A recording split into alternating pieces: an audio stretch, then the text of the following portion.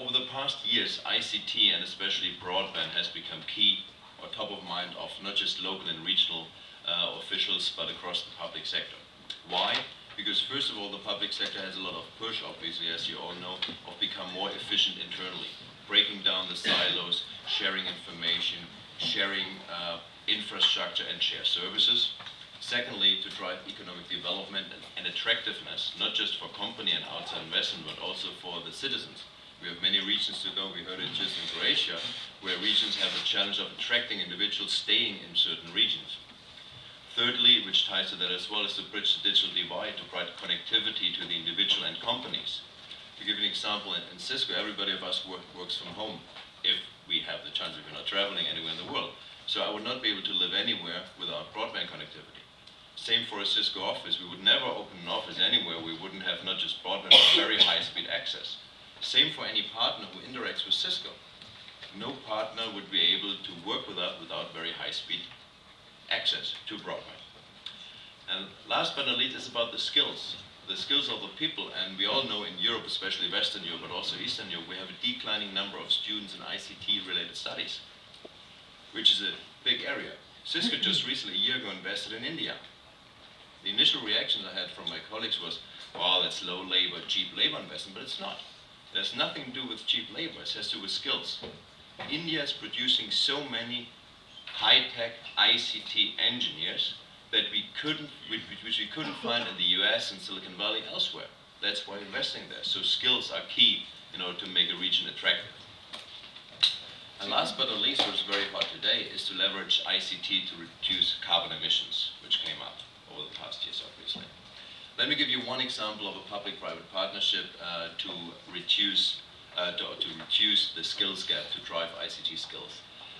Cisco created the NetAcad program, which was mentioned by my colleague from Croatia. It's basically a public-private partnership. Cisco develops a curriculum, a 2-year curriculum, a full course with exams and industry certification. It's sometimes even moved into a national curriculum, education curriculum. We provide the content, we train the instructors, and educational institutions, or sometimes even employment agencies, are using our content to train unemployed people, to make it easier for them to find jobs. We even see some network academies in prisons, where people just train prisoners during their time in prisons to give them better chances once they move out. So a lot of areas in terms of using our knowledge in order to provide to the public sector the training capabilities. Same as Jan already mentioned, I will not repeat it, in the Industry Leadership Board, which is co-chaired by Microsoft and Cisco, where we work with the European Commission in order to drive employability of European individuals. Just shortly on carbon reduction, which seems to be what is Cisco doing on carbon reduction. First of all, of course, as a company, we try to minimize carbon reduction by doing voice, video conferencing, by working from home, teleworking, reducing traffic. But also, secondly, with our product, we try to minimize power consumption, the use of hazardous materials. But most important is really how our customers, both in the private and public sector, can use our technology to reduce their carbon emission. It's about building smart and public-private transport and traffic management. It's about building intelligent, connected buildings with lower carbon emissions, to make the buildings more efficient. To enable teleworking, I told you before, if you stay at home in your home office, you won't be on the road, you won't reduce carbon. And lastly, data voice video communication over broadband infrastructure reduces travel of companies, of individuals, of meetings, less face-to-face meetings. So overall, as I said initially, bring the information to the user rather than the user to the information. So we believe the technology is there, or we know the technology is there.